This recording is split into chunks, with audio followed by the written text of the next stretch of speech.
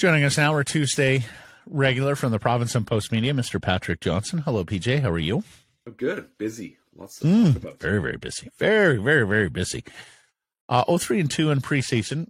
Who do you think's more concerned right now? Management, coaching staff, fans and media? None of the above. What says you? Probably fans and media. It's never good when you're not winning, but it's more about how you're playing. And I do think that's a worry, but at the same time, Monday night's lineup was essentially the Abbotsford Canucks. The overall lack of defensive structure is a concern. It's going to be interesting to me looking forward. I'm curious to see, because in the end you have 2 games left, right? Like Friday night should be basically the lineup that's going to start the season. Wednesday night is, essentially last chance hotel for any guys that are on the bubble. Mm-hmm. But really, in the end, you're going to see your kind of full decor for one game, and we don't know what's going to happen with Travis Dermott. There's bits and pieces there. So, I think if you're coaching and your management, like you're looking at your record going, oh, that's not great, but your process is, I think you're looking at what you've seen more than anything, and you still have a bunch of questions. But I think in the end, if you're looking at the specific record, who's freaking out the most? I think in the end, it's us. Well, let me ask the question this way then, PJ. You're going to start the season without Besser. Mm-hmm. It's looking more likely that you're going to start the season without McKev and Dermott, although there's still hopefuls and possibilities. Yeah. It's going to be a pretty robust waiver wire. But by the same token, maybe there's some trade activity. Maybe there's a possibility to get in on a player here and use what remaining cap space you may have to strengthen the club. And as you say, you would have to think they would lean more defense there than elsewhere. Do you expect management to be busy here over the next few weeks or over the next week when the opening night lineup and roster is set? Well, yeah. I went back and looked at some of the things Rutherford said. Obviously Rutherford isn't making the final calls, but he is involved and he knows what's up. And, when he was on McCown's podcast in August, it was pretty clear. They tried to make some trades. They didn't work. They tried to sign some defensemen. It didn't happen. Which has been the ethos from, almost the day he got here, was looking at there's things that do need to change. Even when he gave me that quote in the story that I put up last week, he goes, our defense is certainly adequate. That, he was trying to be, that's being a leader and trying to talk about the players they have. But they know this team needs to get better. So yeah, I imagine they're trying to be active. I wouldn't be surprised if they're able to put something together. At the same time, they haven't been able to do it yet. And that's not for lack of trying. So, speaking of trying, that had been called into question in our poll question yesterday. That's what people said. It was just an honest effort. So saying nothing of the quality of the roster they put forth yesterday in Edmonton, did you see enough try? Because it was a 4-2 game till late. So there's that and a very disparate, set of rosters. Yeah. Do we give them credit for ramping that up a little bit? I have a tough one on that one. I don't even know really sort of what you're looking for in that game. It's a game you have to play. It is part of how preseason works. Everybody wants to just get their teams moving. You make choices that inherently like that.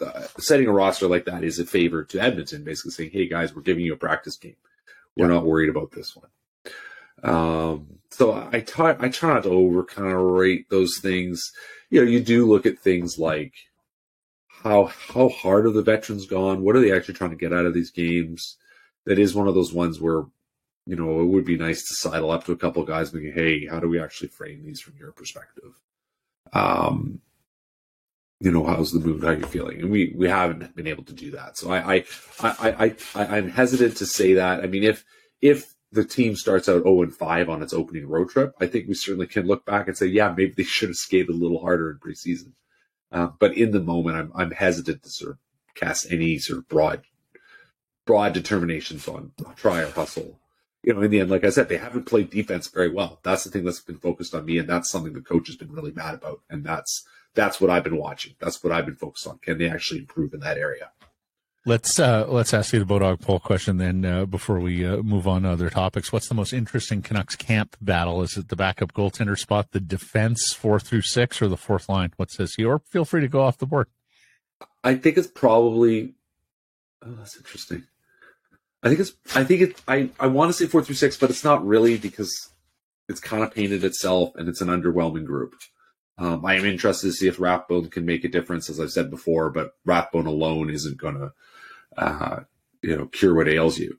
The checking, yeah, sure. The fourth line, there's some interesting stuff there. I mean, I wrote about it on the weekend. Dakota Joshua is a direct player. We know what he's about. He's going to throw you some hits. He's impressively around the net. He knows where things happen. I don't think he's, it's not like he's going to come here and score 20 goals or something like that. But you can see why he's intriguing. He was intriguing to the Canucks. That there's a physical element to him that they didn't have a lot of. And like I said, sort of a nose for the hard offensive areas. Curtis Lazar, I think, has been sort of as advertised, like he's going to work hard. There was a blocked shot in training camp that everyone kind of ooh and awed about. And it was sort of a statement of this is what this guy's like.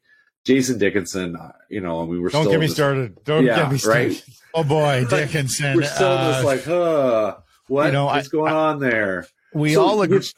Go ahead, PJ. Well, I was going to say, which in the end, and I just sort of was noting this in a thing I was just working on before I talked to you guys, just sort of looking at yesterday's cuts and still seeing who's still left and a little bit of talking about what I said before, which is sort of Wednesday's that last chance to really impress, and I'm intrigued by, the likes of Niels Oman. Yes. Intrigued by him, intrigued by, can Phil Di Giuseppe put a cap on him?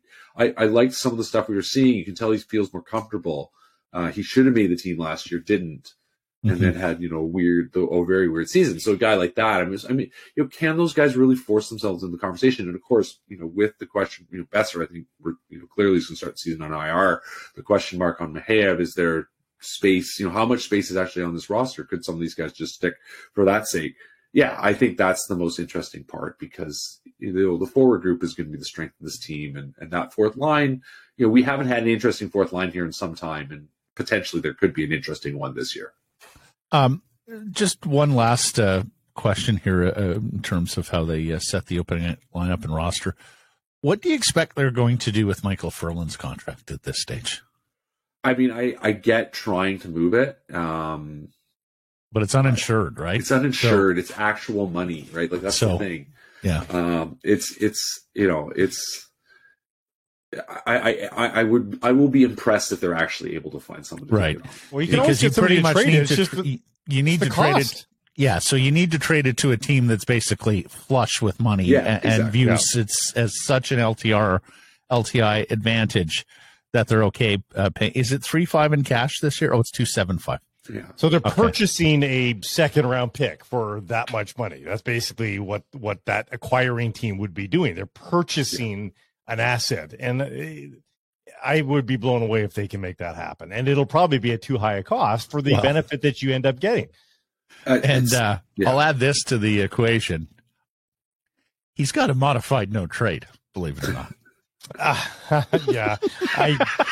don't think that's enforceable at this point. No, I wouldn't think so, but I can. Wow, what a contract, huh? Guys, how do we feel? I don't want that logo on my checks anymore. No. Boy. And you thought the Eriksson contract was bad. Look at this puppy. Hasn't played in 2 years, and he's That's three bad contracts that we're talking about here today, guys. We're talking about Ferland. We're talking about Pullman often and Dickinson. Think about the millions of dollars right now that the Canucks could have if not for these long-term deals on peripheral players. It's the death by 1,000 cuts, and that I think is. There's many things you can pick as the unfortunate, long-standing bad legacy of the Benning era, but I think more than anything, it's the constant death by 1,000 cuts that they just, I said there were multiple times when they were sort of in a position, okay, where they're like, yeah, you can kind of see, you know, if they added someone, this would be interesting. You know, well, not necessarily Tavares, but there was a time I remember when there was some notion maybe Stamkos was going to get traded. And you're like, you know, the Canucks should be in a position to discuss this. And Taylor Hall was on the trade block in 2020. Like, Taylor Hall was, you know, you looked at that Canucks team and they weren't like world beaters, but they were interesting. They were in a playoff hunt. And adding a guy like Taylor Hall would have made a big difference in that team. And they couldn't do it because they were capped out. And there was just nothing to be done. And that in the end was the last thing. Anyway, we've talked enough about that. Yeah. We also once talked about how Matthew Barzal might be traded. Coquitlam's Matthew Barzal. He's now signed a long-term extension with the New York Islanders at a number that certainly perked Blake's ears up, if not the entire hockey world. That's a lot of money. 915? 915. Fantastic player, one of the great skaters in the league, and you can argue his offense has been a little bit suppressed by the Barry Trotz defensive stylings. But that's a lot of money. And it has implications for Horvat, Pettersson. You tell me, PJ. Well, I mean, first of all, JP Barry is Matt Barzal's agent, and we know who his work partner is Pat Brisson.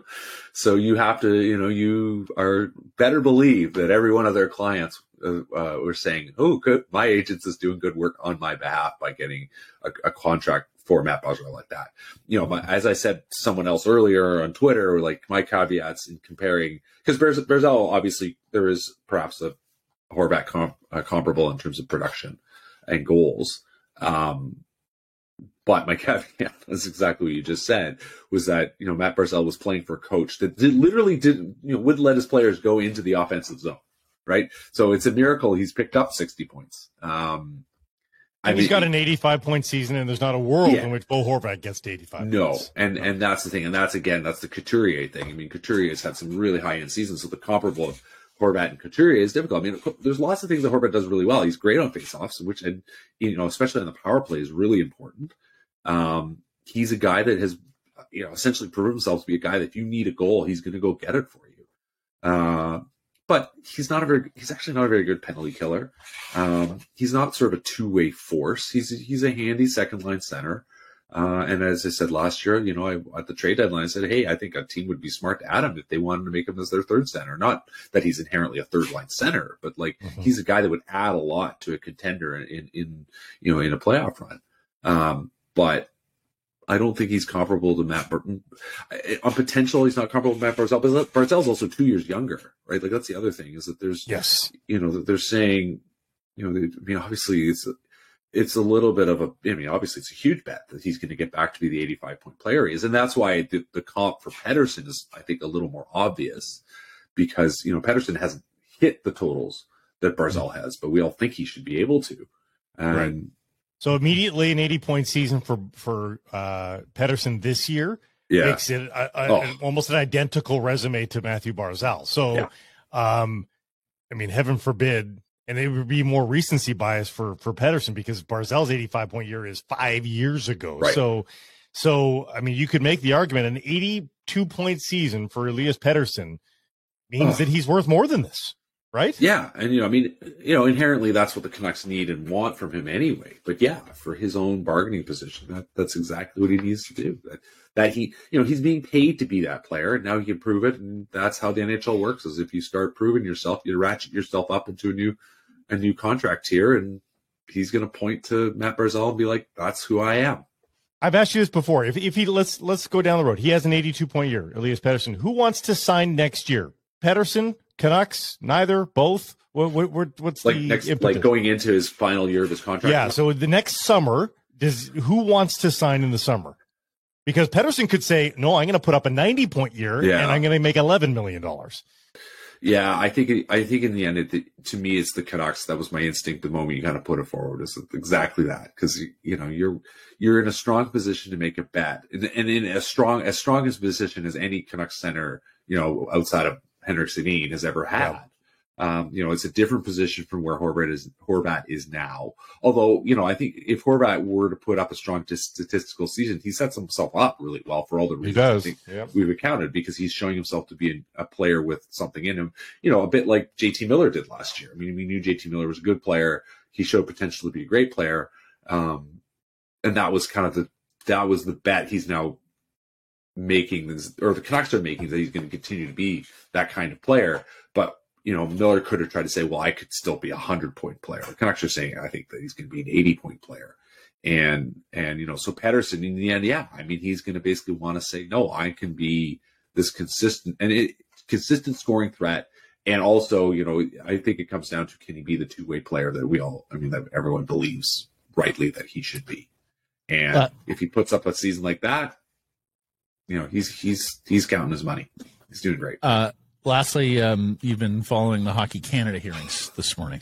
Yeah. Just the defensiveness, I want to give Andrea Skinner some benefit of the doubt. She's the board chair. She's been put in a difficult spot. She's representing, but in the end, she's representing a position that is essentially incoherent with reality. And there's an entitlement at the senior management level, board level, that they're getting championship rings. Like, what are we talking about here? What are you doing this for? And the idea that, the sort of notion that you hear often, well, sexual abuse is a problem across society. Like, yes, it absolutely is, but that doesn't mean you shouldn't do try your to part. Yeah. Try to be the best, in working to make society better. That's just sort of say that, the analogy I use is like, well, every house has a leak in it, so why should we bother trying to make a better roof for our house? Like, that's just a bizarre way to look at it. And, and then the other thing in the end, there's been some very pointed questions, from what I've been able to follow along with. And one of them was from Rachel Thomas, who's an Alberta MP, who put it basically to Skinner, you have been very strong in your defense of CEO Scott Smith, who just about every outsider says needs to go. And so can you tell us why, he is a good leader? Can you name 3 things that make him a good leader? And Skinner was actually speechless. She just didn't know what to say, stumbled, and then basically brought up something about his confidence in the team he leads. And you're like, that's not what you asked. No. What make you this guy? And it just was a bad moment. It made her look, at the very least, unprepared, and at worst defensive, and also at worst, unable to actually articulate the point, which was shocking because Skinner's been around the game for a long time. She's been a top player in her own right, and she's a lawyer. She's supposed to know how to make a case, and mostly it's just been deflection, and it's just disappointing. It is that you want this, you expect a group like this to be ready to lead and to be taking it in a positive direction. And she's certainly talking about their desire to do that, but as has been pointed out, and I can't remember, I forgot who the other parliamentarian who put it to her, but basically, why should we think that the same people who've been who basically sticking their head in the sand are going to be the right people to take this in the new direction that you are articulating? It's incoherent, and they just seem poorly managed, poorly led, and just no real sense of really what they need to do or where they need to go. I don't know about you fellas, but I am regularly astonished at how grown people make stupid arguments in public these days. You can literally argue whataboutism to anything out there. Yeah. No, totally. And if that is your go-to, if that's the first thing out of your mouth, tells me you haven't thought about the matter very much. Yeah. Or don't want to. I know it's emanating up from the U.S. And U.S. politics, but it seems to be seeping into a lot of our discourse these days, and it's completely corrosive. When your arguments don't hold up to the most simple application of common sense, logic, rationality, go ahead. It's the lack of ability to kind of defend your own position, and then getting upset at the other people for I think this is the thing we all learn as we grow into our cynical adulthood, is that most people don't know what they're doing and have a very hard time accepting that. And that's the thing, that's the cynical, sad reality of it all. But it is always so stark when you see the people being completely unable to engage with that they're just like, no, I'm good. And you're like, we all want to believe we're good, but you know what? Some of us are good and still not very good at it. We mean well, but we're just not. And Like, that's a hard thing. Most people don't want to accept that, and that's human nature. But in the end, if you're going to be in charge, the buck stops with you. And you are the chair of the board. You should be able to articulate why your CEO is the right person, continues to be the deserves right person. to survive That's a right. scandal. That's right. Yeah. You've taken exactly. a position, Yeah. justify it. Yeah, And exactly. if you can't justify it, that's it right there. Like, that's it. everything. That's it. And We then don't we need didn't to hear go that any this further. morning, and it's just, you know, it's it just disappointing. Is it the Peter principle? You'll be promoted to the point of your incompetence. We seem to be seeing that in certain institutions, including our national and I will say governing this, hockey body. The other thing that I think about in things like this is that, you know, this is why common people end up leaving, because they just can't deal. They're just in the end like, this is what I'm dealing with, and it's The structure is broken. The structure is it's a clearly negative broken. feedback. You know, the very people you want to keep in the mix just go, give me a break. I'm going to go do something Well, else. and the answer you talked about, Okay. earlier is also indicative. They probably took glee in that U.S. soccer report, that NWSL report. They're like, see, it's elsewhere. Like, that doesn't vindicate you. No. Like, just because there's Or scandal excuse you. elsewhere. Yep. And there's lots of organizations that do well, that, you know, have made mistakes and are able to improve themselves. Yeah. But yeah, I think Patrick, thank you for this. Glad you're watching that for us. You're welcome. Yeah. Well, I we don't want it anymore. I throw a brick through my television. Until next Tuesday. All right, take care, Look guys. forward to it, buddy. All right, bye-bye.